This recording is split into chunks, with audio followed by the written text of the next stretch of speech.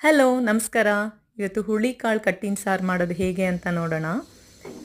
ನಾನಿಲ್ಲಿ ಏನು ಮಾಡ್ತಾಯಿದ್ದೀನಿ ಅಂದರೆ ಕಾಳು ಸಪ್ರೇಟು ಮತ್ತು ಕಟ್ಟನ್ನ ಸಪ್ರೇಟ್ ಮಾಡಿಬಿಟ್ಟು ನಾನು ಇವತ್ತು ಪಲ್ಯ ಮಾಡೋದು ಹೇಗೆ ಅಂತ ತೋರಿಸ್ತಾ ಇಲ್ಲ, ಬರೀ ಹುರುಳಿಕಾಳು ಕಟ್ಟು ಅದರದ್ದು ಸಾರು ಮಾಡೋದು ಹೇಗೆ ಅಂತ ತೋರಿಸ್ಕೊಡ್ತೀನಿ. ಮೊದಲಿಗೆ ಒಂದು ನಾಳೆ ಮಾಡ್ತೀವಿ ಅಂದರೆ ಇವತ್ತು ರಾತ್ರಿ ಹುರುಳಿಕಾಳಲ್ಲಿರುವಂತಹ ಕಲ್ಲು ಕಡ್ಡಿ ಎಲ್ಲ ಆರಿಸ್ಬಿಟ್ಟು ನೀರಲ್ಲಿ ನೆನೆಸಿಡಬೇಕು. ನೆಕ್ಸ್ಟ್ ಡೇ ಏನು ಮಾಡಬೇಕು, ಮಾಡೋಕ್ಕೆ ಮುಂಚೆ ಚೆನ್ನಾಗಿ ತೊಳೆದ್ಬಿಟ್ಟು ಒಂದು ಕುಕ್ಕರಲ್ಲಿ ಅದು ಮುಳುಗೋ ಅಷ್ಟು ನೀರನ್ನು ಹಾಕಿಬಿಟ್ಟು ಒಂದು 5-6 ಕೂಗಿಸ್ಬೇಕು. ತೆಗೆದು ನೋಡಿದ್ಮೇಲೆ ಅದಿನ್ನೂ ಬೆಂದಿಲ್ಲ ಅಂತಂದರೆ ಸ್ವಲ್ಪ ಉಪ್ಪು ಹಾಕಿಬಿಟ್ಟು ಬೇಕಾದ್ರೆ ಇನ್ನೊಂದೆರಡು ಕೂಗಿಸ್ಕೋಬೋದು. ಈಗ ಹುರುಳಿಕಾಳು ಕಟ್ಟಿನ ಸಾರು ಮಾಡೋದಕ್ಕೆ ಮಸಾಲೆ ರುಬ್ಕೊಳ್ಳೋಣ.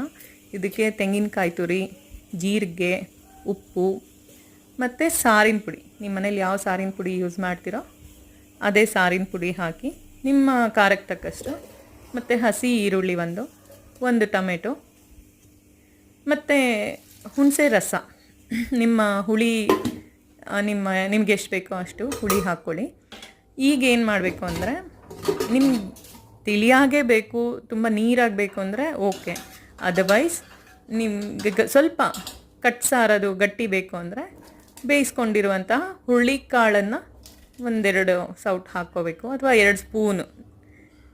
ಅದಾದಮೇಲೆ ಒಂದು ಸ್ವಲ್ಪ ಬೆಲ್ಲ, ತುಂಬ ರುಚಿ ಇರುತ್ತೆ ಬೆಲ್ಲ ಹಾಕಿದ್ರೆ. ಈಗ ರುಬ್ಬಿರೋ ಮಿಶ್ರಣನ ಏನು ಮಾಡಬೇಕು, ಆ ಕಟ್ಟು ಬಗ್ಗಿಸ್ಕೊಂಡಿರ್ತೀವಲ್ವ ಹುರುಳಿಕಾಳ್ದು ಕಾಳು ಸಪ್ರೇಟ್ ಮಾಡಿ ಅದಕ್ಕೆ ಹಾಕಿ ಕುದಿಯೋಕ್ಕಿಟ್ಟು ಈಗ ಒಂದು ಒಗ್ಗರಣೆ ಮಾಡ್ಕೊಳ್ಳೋಣ. ಒಗ್ಗರಣೆಗೆ ಬಾಣಲೆಯಲ್ಲಿ ಸ್ವಲ್ಪ ಎಣ್ಣೆ, ಸಾಸಿವೆ ಮತ್ತು ಜಜ್ಜಿಕೊಂಡಿರುವಂತಹ ಒಂದು ಬೆಳ್ಳುಳ್ಳಿ.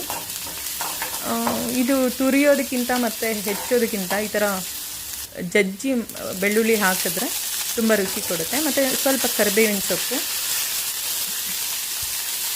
ಸ್ವಲ್ಪ ಅದು ಗೋಲ್ಡನ್ ಬ್ರೌನ್ ಬಂದಮೇಲೆ ಒಂದು ಸ್ವಲ್ಪ ಒಣಮೆಣಸಿನ್ಕಾಯಿ ಹಾಕಿಬಿಟ್ಟು ಸ್ವಲ್ಪ ಬಾಡಿಸ್ಬೇಕಾಗತ್ತೆ.